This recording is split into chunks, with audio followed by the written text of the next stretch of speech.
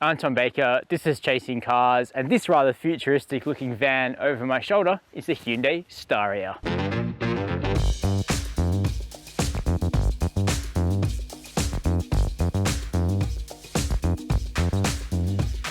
The Hyundai Staria is the direct replacement for the iMax passenger van in Hyundai's lineup here in Australia, and to say that it's visually striking would probably be the understatement of 2021, because I mean, Hyundai have been on a roll with their exterior design for some time, but the Staria shifts that paradigm even further. It clearly looks like a concept car.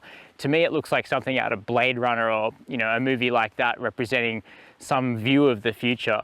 But I love that. I think that for a vehicle that is supposed to be pragmatic, boring, straight-laced, just about carrying people, something like the Staria, which introduces quite a bit of flair from a design perspective, even though you have to work with such sort of fixed shapes and dimensions in this segment, is absolutely awesome. I mean, design is subjective. You can let me know if you hate it or love it down below this video. Personally, I'm a fan. However, even though the Staria replaces the iMax, it certainly moves this vehicle up market for Hyundai. There are 3 variants to choose from. You can still get into the Staria for under 50 grand, but the one I've got here is the Highlander diesel all-wheel drive, a new top shelf version of Hyundai's van that is almost $17,000 more than the top spec iMax was when that vehicle departed the market. But as we'll find out in today's video, this van, which is based on the same platform as the Kia Carnival, is far better to drive than the old iMax. It's better looking and it's a lot more luxurious too. So we'll do our usual thing.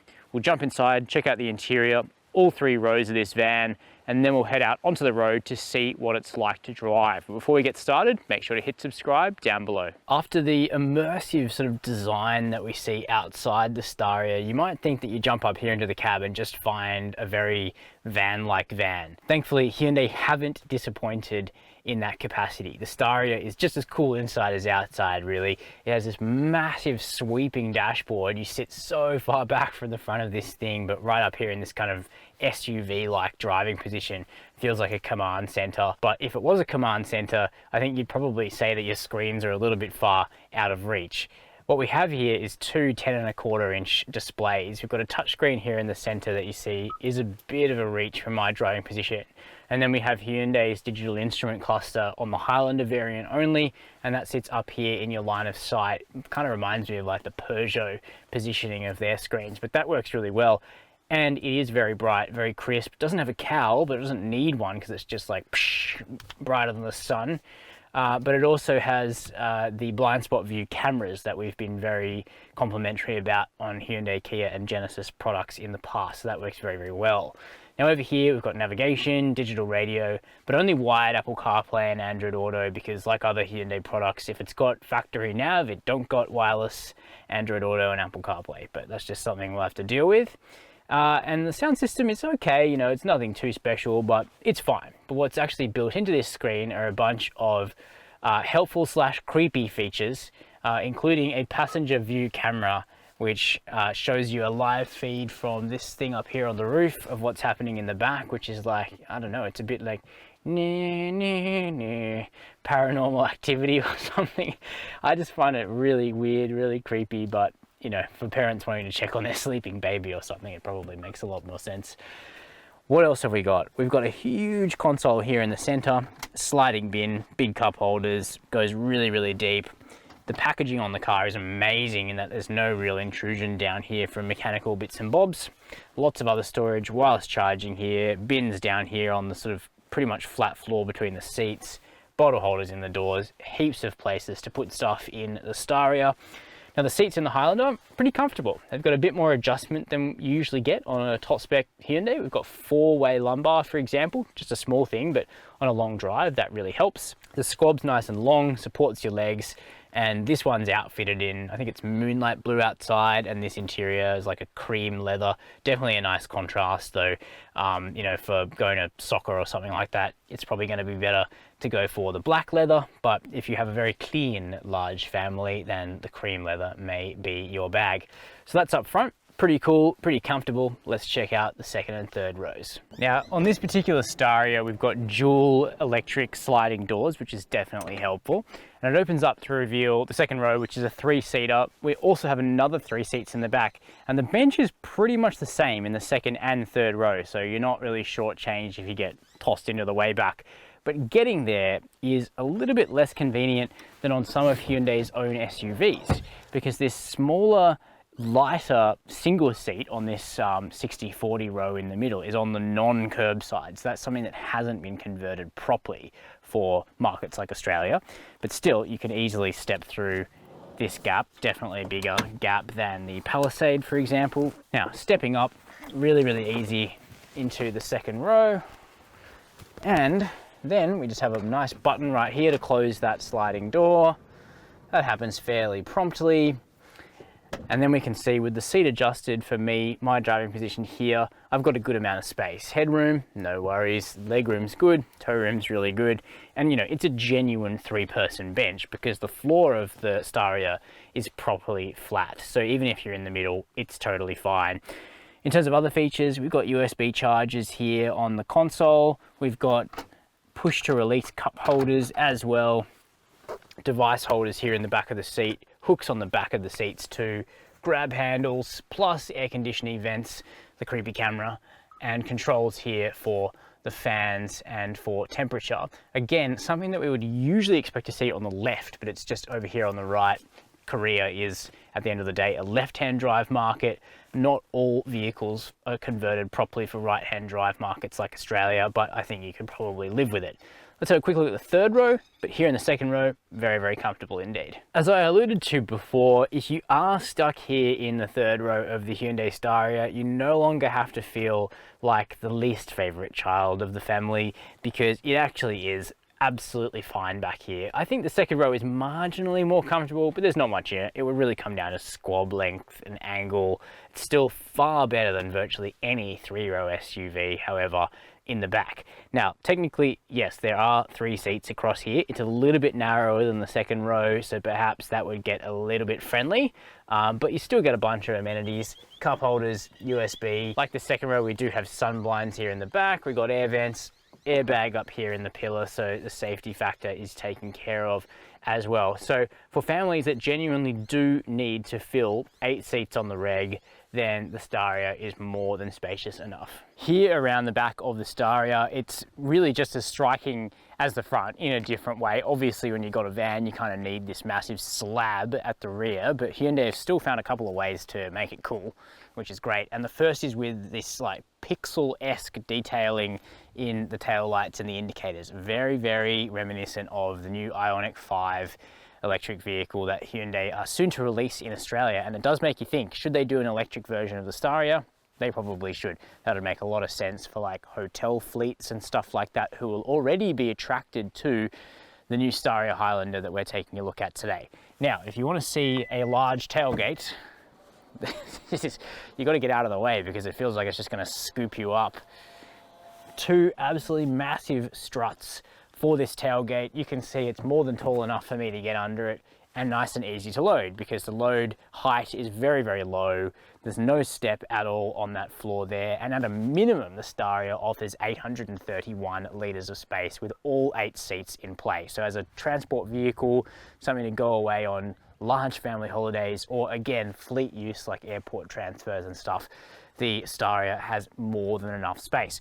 There is also a full-size alloy spare wheel, which is great given the country touring possibilities of the diesel all-wheel drive. It is underslung underneath the vehicle, and the toolkit is helpfully not buried underneath this floor here. Instead, it's under the driver's seat, so if this is full of crap, you don't have to unload all of it. Now, you do have some cool features back here in terms of seat configurations. It's certainly not as configurable as the slightly smaller Kia Carnival, which you can remove seats from with relative ease. I mean, relative is doing a lot of lifting there because it's still kind of annoying. But here in the Staria, it's really more of a sliding and folding situation. With this back row here, you can fold that pretty far forward, and that, well, fold, I say fold, I mean slide pretty far forward, and that's actually how you get maximum cargo space in the back of the Staria. Because if you were going to fold it down, you'd still be taking up quite a lot of boot floor. Instead, the seats themselves fold up, get out of your way, push the whole row forward. And then here we've got buttons to turn off the power, lifting and closing, and a button just to close the door, like so. And with all of that overview of the interior out of the way, we can take the Staria Highlander diesel all-wheel drive out onto the road. So it looks futuristic outside, it's very spacious and pretty comfortable inside, but what is the new Staria like to drive? Well, nothing like the old iMax in any way, because there's been a dramatic change in what you can't see to the Staria. It looks all new outside, and it is all new underneath as well, because Hyundai's vans, which are the new Staria, and the forthcoming Staria Load, which is a commercial van rather than a passenger van, they now shift to Hyundai's passenger vehicle platform for large SUVs, which is also shared by the Kia Carnival van. So even though the Staria and the Staria Load are massive and very, very spacious, they are actually more similar to an SUV underneath than to a true commercial vehicle. And that just does absolute wonders for the ride and handling of this vehicle. Now, I'm not going to stare down the barrel of the camera and tell you that this is a Staria N or some kind of super van, but what it is a far more compliant vehicle on the road than the iMax was, or really any of those van-based or kind of commercial platform-based people movers like the Toyota Granvia. Even really expensive stuff like the Mercedes-Benz V-Class is just nowhere near as settled on the road as the Staria. So, you know, if we were into our clickbaity headlines at Chasing Cars, which we're not, this would probably be a place where we'd say, this Hyundai is better than a Mercedes. But it's actually true in the case of the Staria up against the V-Class. This thing is pretty good to drive.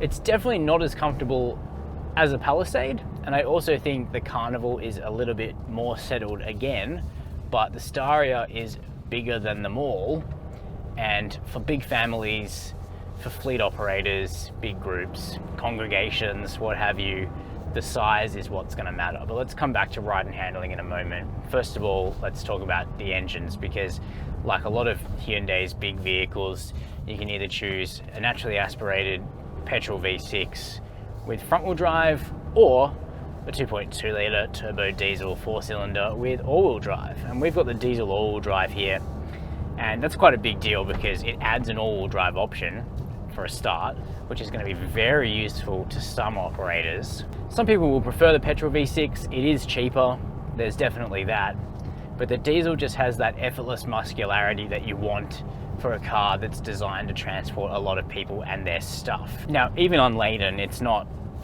you know, particularly quick, and if you load it up to the brim with 8 people and cargo, it's certainly not going to be fast, but it just has that really good low-end torque that makes it feel fairly unstressed.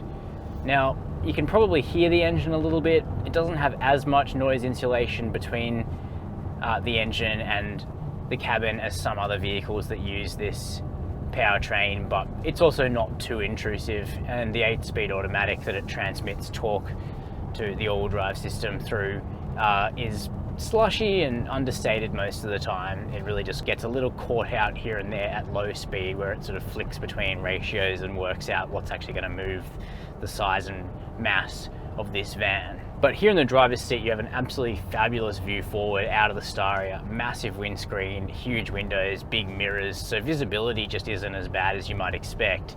But on the Highlander, you really do have an ace up your sleeve with the blind spot cameras, which make it super easy to change lanes in this car. The actual ride and handling are perfectly satisfactory and definitely above average for the class. So the steering is slow and deliberate, which is normal, but the chassis that the steering directs sits flatter than you might expect, and in particular, the ride is, you know, settled enough. With these sorts of vehicles, the suspension is really designed to carry a heavy load, and you can certainly feel that when you're unladen. It's on the firmer side, whereas it settles down more so when you've got a lot of people in it. But the Staria, even, you know, with just me, is pretty good. You know, you certainly don't feel like it's crashy or anything like that. And again, I think it's probably the most comfortable, very large passenger van that I've ever driven, particularly compared to the Mercedes or the Ford.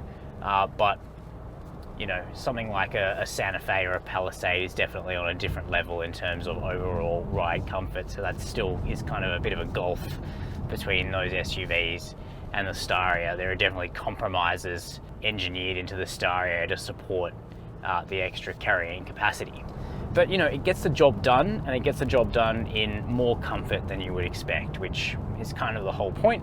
And given it only costs 66 grand or so for this pretty lush spec, it starts to feel like pretty good value if you need, you know, all of that carrying capacity on a regular basis. So yeah, it definitely has you nodding along. Then when it comes to safety, we've got really all the latest systems. I've mentioned the blind spot cameras that I'm pretty fond of. We've got adaptive cruise control, we've got lane holding, which is pretty strong on the Staria like it is on most Hyundai and Kia vehicles. It certainly feels like you're protected by that suite of semi-autonomous tech. Staria hasn't been crash tested yet, but we are expecting a result at some point. And you know, ANCAP Safety here in Australia has been very vocal lately on the safety of vans. And so undoubtedly, with all of this extra technology and a passenger vehicle platform at its heart, Hyundai will be hoping for a better result than some rivals have received lately. So those are my first impressions of the new Hyundai Staria van in top spec Highlander diesel all-wheel drive form. The great news is that if you do have a very big family, or if you need to carry a lot of people around in comfort, you now have a much better option than you had before in the iMax, which was purely pragmatic, but really nothing more. And I also think that the Staria is a great spiritual successor to cars like the Toyota Tarago of the 1990s, which really tried to push the game forward both in terms of packaging and design. The Staria really achieves the same thing, and when you consider all of the inclusions that you get for this 66 grand sort of price plus on-road cost, it actually starts to look like pretty good value up against vehicles like Hyundai's own Palisade. Definitely one to consider if you think you're going to be filling these sorts of seats all the time. You can let me know your thoughts down below the video. While you're there, make sure to hit subscribe and the notification bell. And as always, thanks for watching Chasing Cars.